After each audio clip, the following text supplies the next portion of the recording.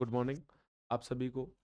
ये जो है अपन ने ऑपरेटर पढ़ रहे थे अपन एंगुलर मोमेंटम के, और वो जो ऑपरेटर थे वो लगभग हो गए थे अपने पूरे, और मैंने बोला था कि एक दो क्वेश्चन बचे हुए वो अपन करा देंगे। तो अभी अपन डिस्कस कर लेते हैं उन क्वेश्चनों को। तो देखो, अपना जो बचा हुआ क्वेश्चन था, एक सेकंड, क्या था कि आपका एल तो नहीं हो गया बैक, वो आपका हो गया, ये आपका कॉम्यूटेशन ब्रैकेट एल स्क्वायर, और ये आपका एल,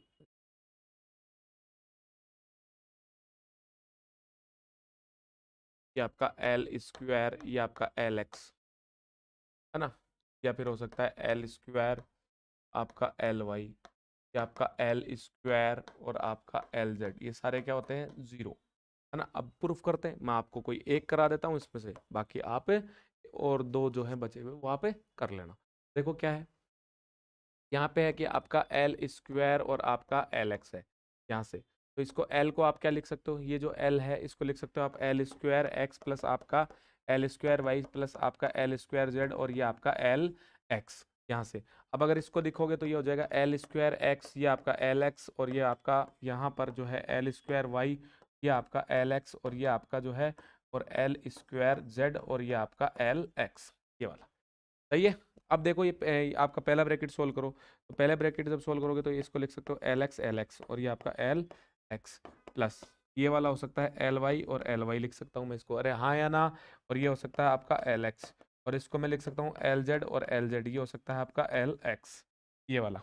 यहाँ से देखो, वही वाली बात कि एल एक्स को इसको रख लिया और आगे वाले को छोड़ दिया, फिर इसको छोड़ दिया, आगे वाले को रख लिया, फिर आपका वही एल वाई, ये वाला, अरे हाँ या ना, ये वाला, और फिर आपका एल वाई और एल एक्स, और ये आपका एल वाई। अब जेड वाला देख लो, तो ऐसे ही आपका एल जेड और एल जेड और एल एक्स, और प्लस आपका ये वाला एल जेड और आपका एल एक्स, और ये आपका एल एक्स, ये वाला। अरे हाँ या ना। देखो एल एक्स का मान कितना होता है, जीरो, तो खत्म हो जाता है। एल एक्स ये भी जीरो, ये खत्म। इसका मान देखो, तो यहाँ से जैसे अगर मैं इसको निकालूंगा, तो यहाँ से देखो, ये जो है आपका एल वाई और एल वाई, है ना। यहाँ से देखो, ये तो एक तो बच गया एल वाई, है ना। एक की देखो एल वाई और एल एक्स है, एल वाई और एल एक्स है ना। तो फिर मैंने क्या बताया था कि आपका ये ऑर्डर सही होना चाहिए, यानी कि एक्स वाई और आपका जेड। यहाँ पर वाई पहले है तो इसलिए आप एक माइनस बाहर लोगे तो एल एक्स एल वाई हो जाएगा। जैसे मैंने एक माइनस बाहर लिया, ये हो जाएगा आपका एल एक्स और ये आपका एल वाई। सही है। ऐसा ही सेम टू सेम इसमें ये हो जाएगा आपका आपका एल एक्स और आपका एल वाई, और यहाँ पर भी आपका एल वाई, यहाँ तक सही है। फिर आपका प्लस ये वाला और ये वाला आपका एल जेड, और ये आपका एल जेड और आपका एल एक्स, और ये आपको का वापस ये आपका एल जेड और ये आपका एल एक्स, और ये वापस आपका एल एक्स, यहाँ तक। अब यहाँ से देखो, ये एल एक्स और एल वाई है आपका। एल एक्स और एल वाई का जो मान होता है वो होता है आपका कितना, आयोटा एच कट, और ये आपका एल जेड, ये वापस ये आयोटा एच कट, और ये आपका एल जेड, और ये आपका एल वाई, प्लस ये आपका ये एल जेड, और ये हो जाता है आपका आयोटा एच कट, और ये जैसे एल जेड तो है ही, और ये हो जाता है एल वाई, है ना। ये आपका प्लस में आपका ये आपका आयोटा एच कट, और ये आपका एल वाई, और ये आपका एल जेड, ये आपका एल जेड है भाई, है ना। ये आपका, एक सेकंड, ये आपका एल जेड बाहर रह गया, एल जेड, फिर आपका एल जेड रह गया, तो ये आपका एल जेड आएगा भाई, ना एल जेड, ये वाला, ये आपका एल जेड। अब यहाँ से देखो, यहाँ से देखोगे तो ये आयोटा एच कट माइनस ये हो गया एल वाई और एल जेड, ये हो गया माइनस आयोटा एच कट, और ये आपका एल जेड और आपका एल वाई, है ना। ये ऑपरेटर है भाई सारे। ये आपका आयोटा एच कट, ये आपका एल जेड और आपका एल वाई, प्लस आपका आयोटा एल वाई और ये आपका एल जेड। ये देखो, इस वाले से ये गया और इस वाले से ये गया, वैल्यू कितनी आ गई, जीरो।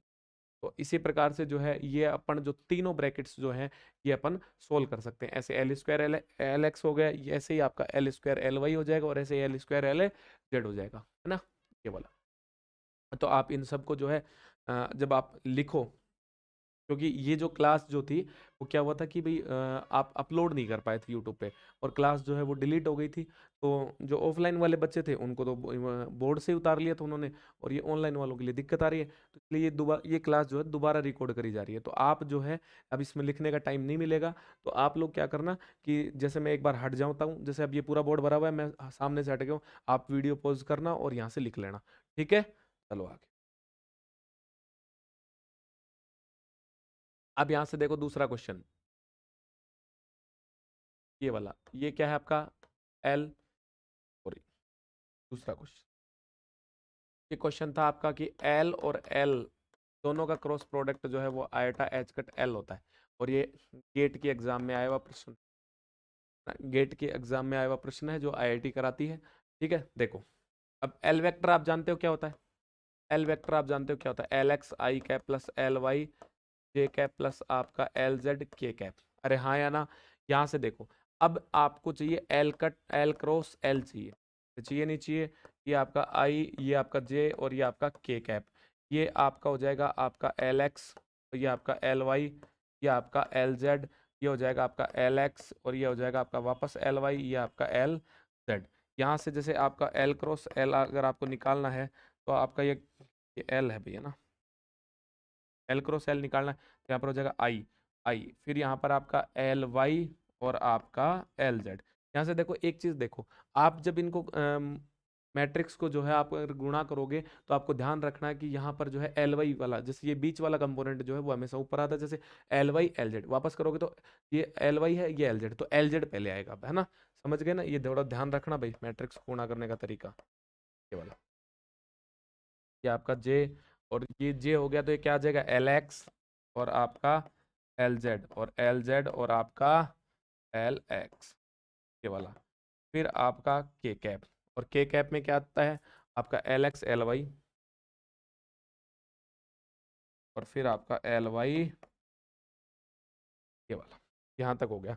अब देखो आगे चलो, एल क्रॉस आपका एल, ये वाला, यहाँ पर ये आपका आई कैप, ये कॉम्यूटेशन ब्रैकेट हो गया आपका किसका, एल वाई का और आपका एल जेड का, है ना, क्यों, सही बात है कि कॉम्यूटेशन ब्रैकेट देखो, ए और बी का कॉम्यूटेशन क्या था, a b minus b a, तो वैसे ही है l z l l y l z और एल जेड एल वाई, तो ये कॉम्यूटेशन ब्रैकेट हो गया एल वाई और एल जेड का। ऐसे ही ये आपका माइनस का जे, और ये कॉम्यूटेशन ब्रैकेट हो गया आपका एल एक्स और आपका एल जेड का। ऐसे ही आपका के कैप, और ये कॉम्यूटेशन ब्रैकेट हो गया आपका किसका, एल एक्स और आपका एल वाई, यहाँ तक।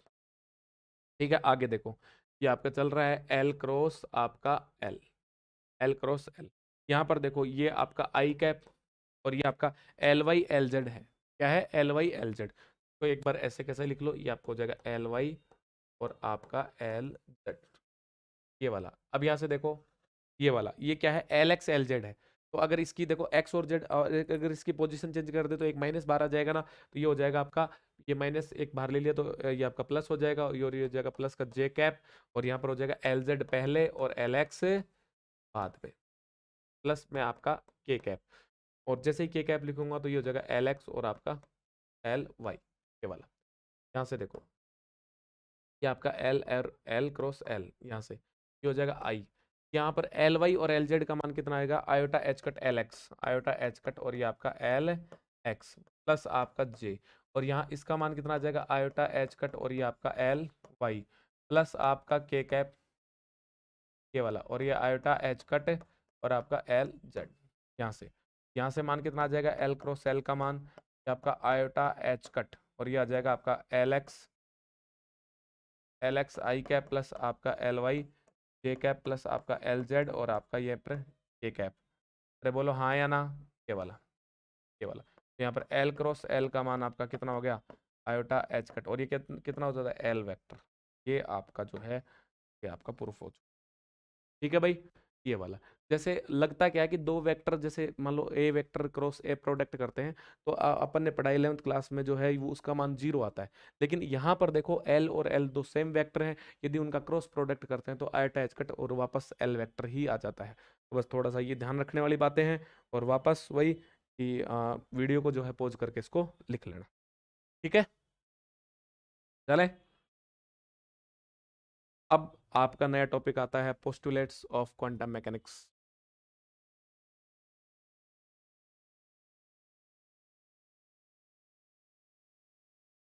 Fundamental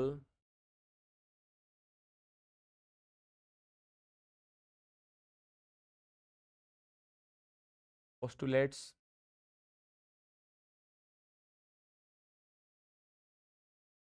of quantum mechanics. ये क्या है? ये fundamental postulates of quantum mechanics क्या है?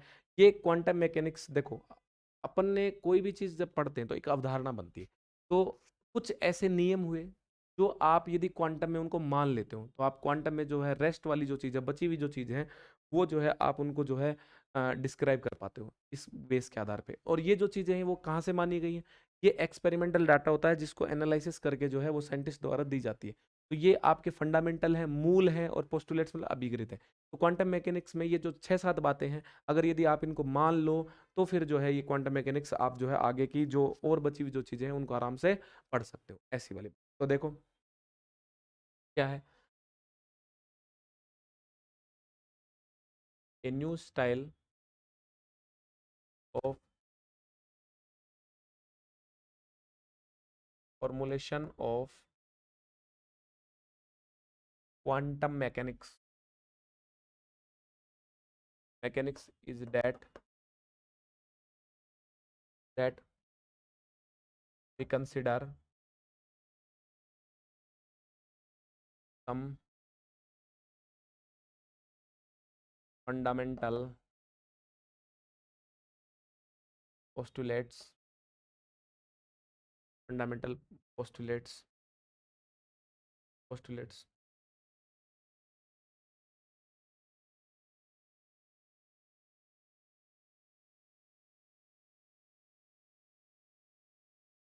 to find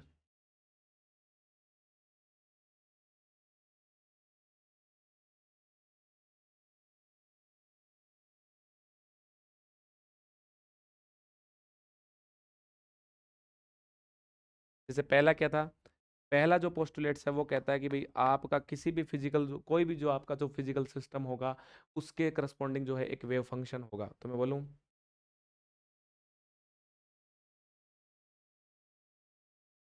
every physical system having a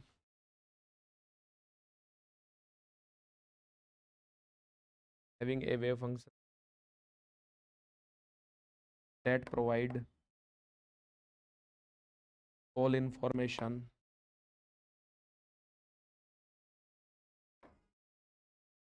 about the system about the system. और वो कैसे लिखा जाएगा आपको, वो जो है आपका इस प्रकार से, जैसे कि आई हो गया, तो आर और टी का फंक्शन। फिर दूसरी बात, दूसरा पोस्टुलेट्स क्या कहता है, दूसरा पोस्टुलेट्स जो है वो आपको कहता है square of wave function is represent probability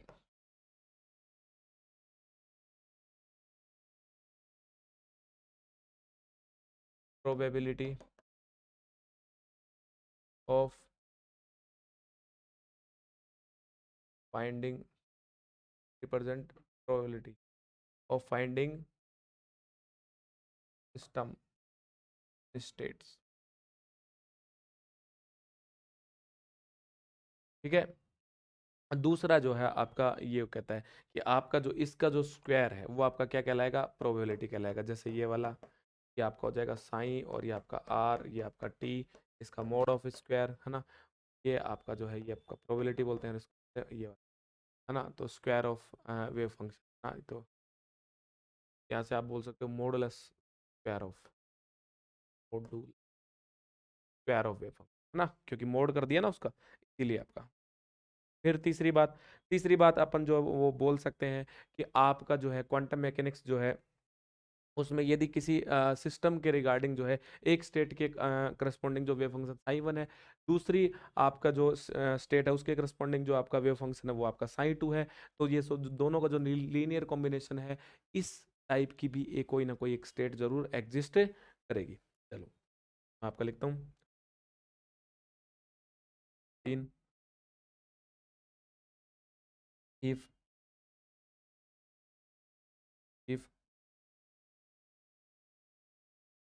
if psi1 and psi2 are wave function responding to two states of a physical system,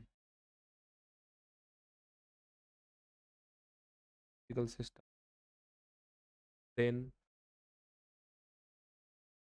then linear combination linear combination states also a solution. Linear combination is also a solution of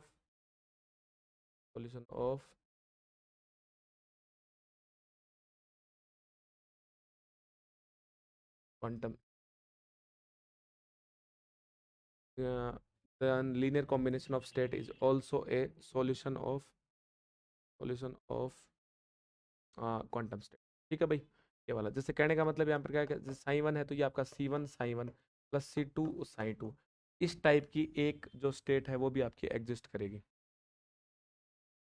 तो ए state also exist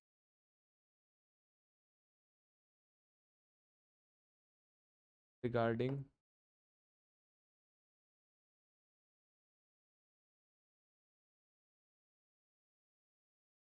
ठीक है, ये वाली आपकी बात हो गई है ना। कितने पोस्टुलेट्स हो गए?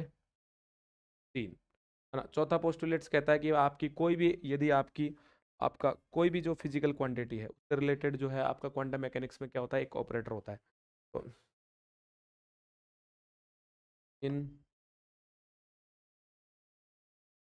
इन quantum mechanics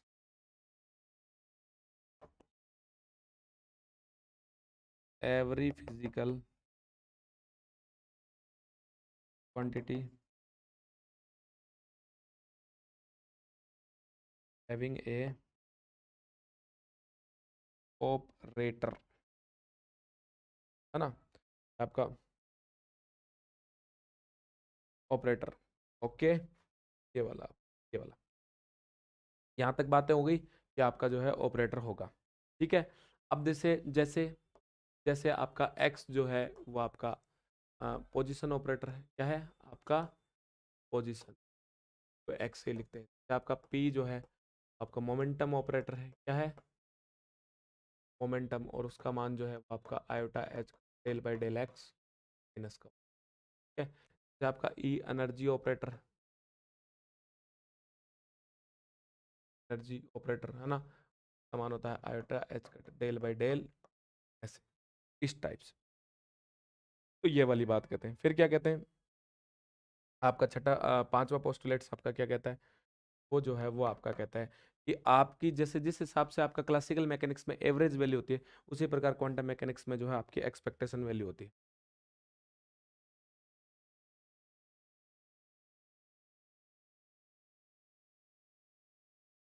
in classical mechanics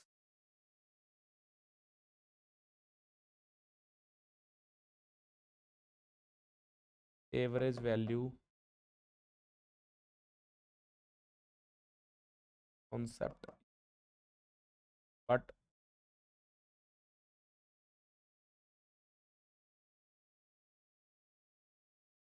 in quantum mechanics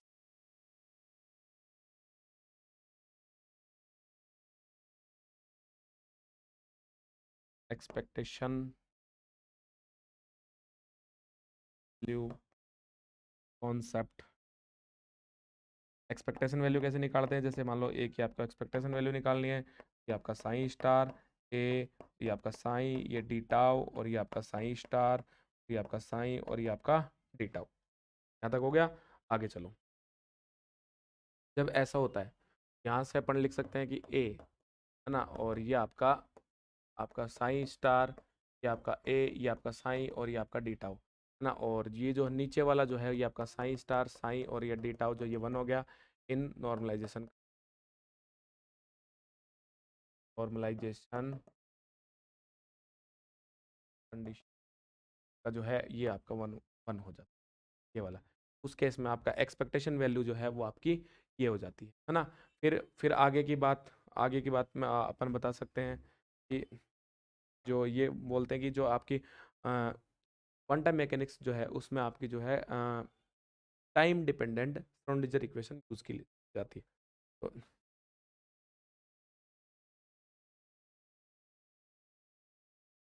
time dependent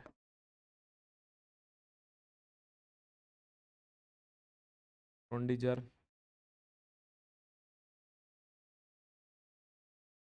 equation find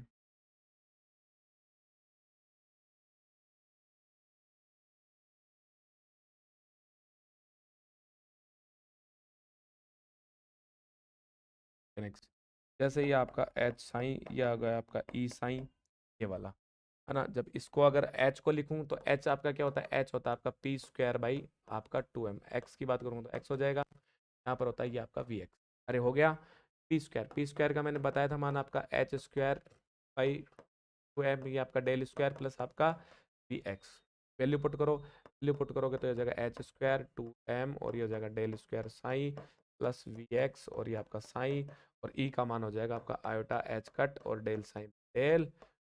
ये आपकी एंड जो है वो आपकी श्रोडिंगर इक्वेशन। अरे हाँ या ना, ये वाली बात। और क्या रह गया, और और आपका क्या रह गया, और आपका एक कॉन्सेप्ट और एक quantum state can be written as linear combination, that can be written as linear combination of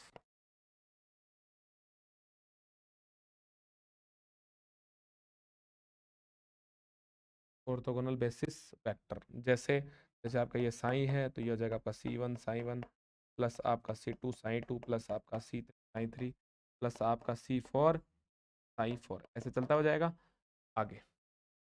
तो फिर आगे क्या लिखोगे आप, आगे लिखोगे साइन बराबर आपका समेशन n और आपका sign n।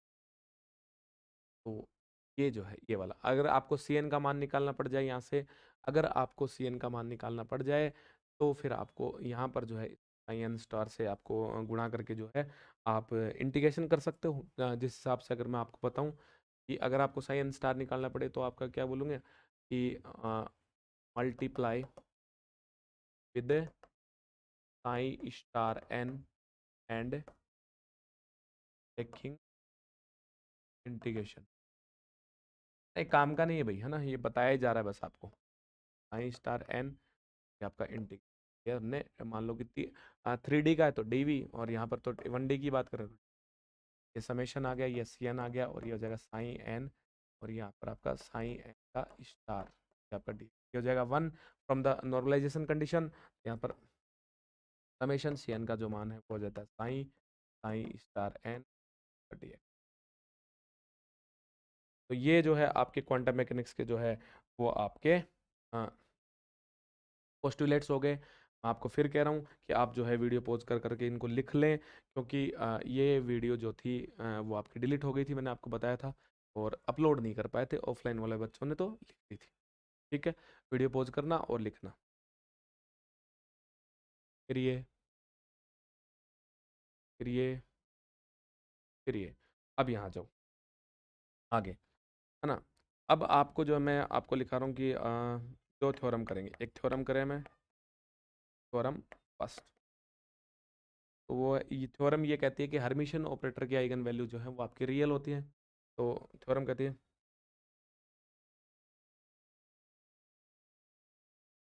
Eigen value of Hermitian operator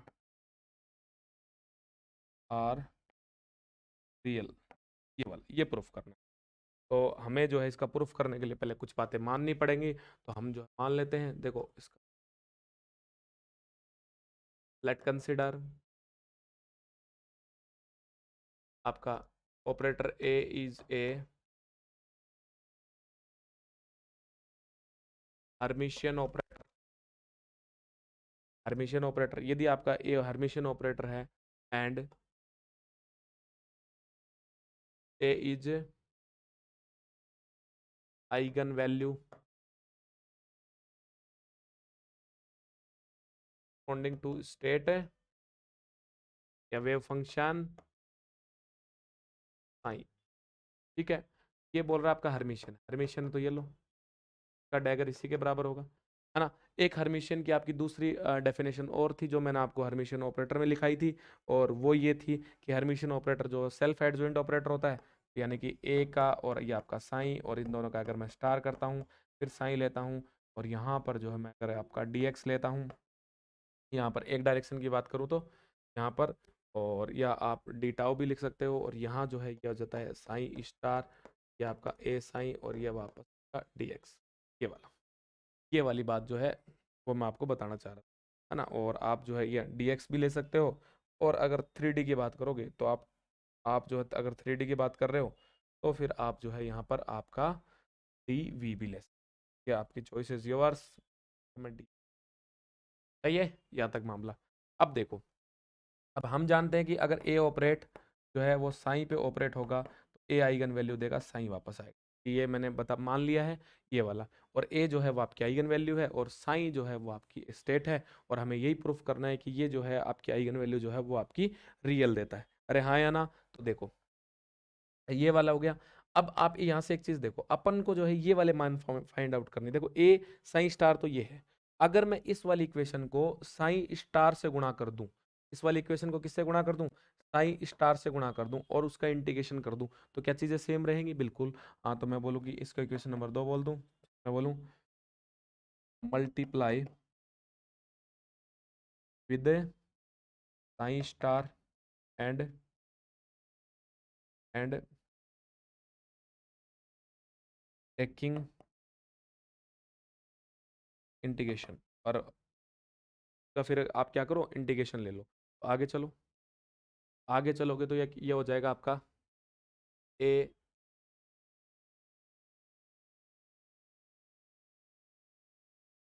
ये आपका हो जाएगा, ये आपका पहले तो एक तो साइन स्टार से गुणा करना है, फिर ए ले लेना है, और ये आपका साइन, और ये आपका इंटीग्रेशन, ये वाला हो गया, ये वाला।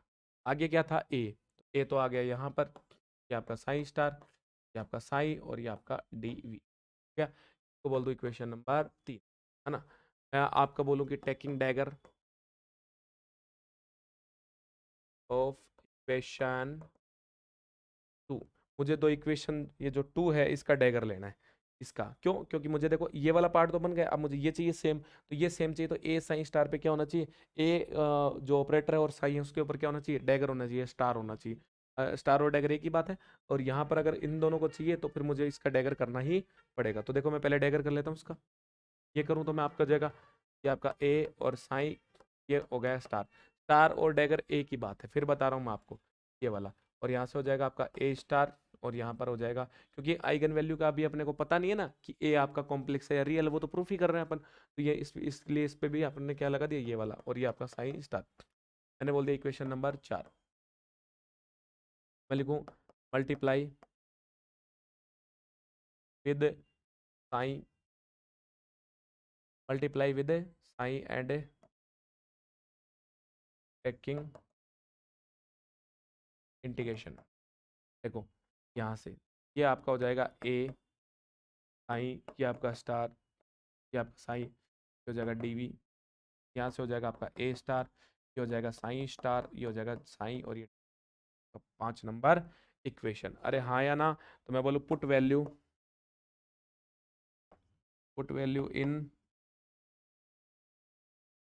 इन इक्वेशन 1 फ्रॉम फ्रॉम क्या आपका 4 to 5, है ना। तो देखो इक्वेशन 1 में वैल्यू रखेंगे तो यहाँ पर इसका मान इसकी जगह और इसका मान इसकी जगह, तो इसका मान क्या है, इसका मान है जी ए स्टार, और ये आपका साई स्टार साई, और ये आपका डीवी।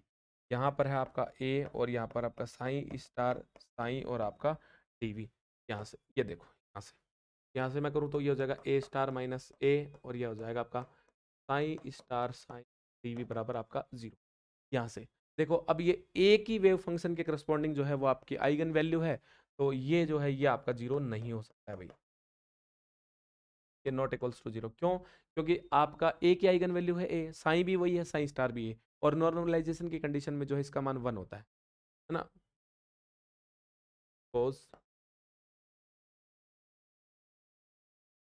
इन नॉर्मलाइजेशन इन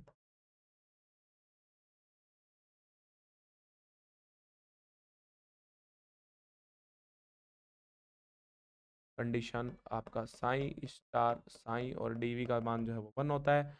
अगर ये 0 नहीं है तो, लेकिन दोनों को गुणा करने के बाद तो 0 ही आ रहा है, तो इसका मतलब ये 0 नहीं है तो कोई और 0 है, और कोई और क्या बच गया फिर, ए स्टार। सो ए स्टार माइनस ए बराबर आपका 0। इसका मतलब ए स्टार बराबर आपका क्या हो गया, ए। जब ए स्टार बराबर ए आ गया, अगर सपोज ये देखो आगे चलो, ये आपका जो है ए स्टार बराबर जो है वो आपका ए है, यही तो आया है। ये ऐसा कब पॉसिबल है, जब देखो ए का मान, यदि मैं बोलूं कि ए का मान मेरे का 2 - 3 आइटा है, ए स्टार का मान कितना हो जाएगा, ए प्लस 2 + 3 आइटा। अरे हाँ है ना, तो क्या ये दोनों बराबर हुए, नहीं, देखो नहीं है ना। तो ए का मान कितना होना चाहिए, तो ए का मान जैसे 4 हो गया मान लो, तो ए स्टार का मान कितना हो जाएगा, ये भी 4। तो ए का मान हमेशा न्यूमेरिकली डिजिट में होना चाहिए, कॉम्प्लेक्स नहीं होना चाहिए, और न्यूमेरिकल डिजिट में कुछ भी हो चाहिए, माइनस में हो चाहे प्लस में, उसको क्या बोलते हैं, रियल नंबर। ओके, तो so eigen value of Hermitian operator are are यहाँ तक जो है ये आपका हो गया। अब आप जो है इसको वीडियो को पॉज कर करके जो है इनको लिख लेना। मैं आपको जो है एक बार फिर से सारी स्लाइड दिखा देता हूँ अपनी, है ना। यहाँ से स्टार्ट थी वो क्लास,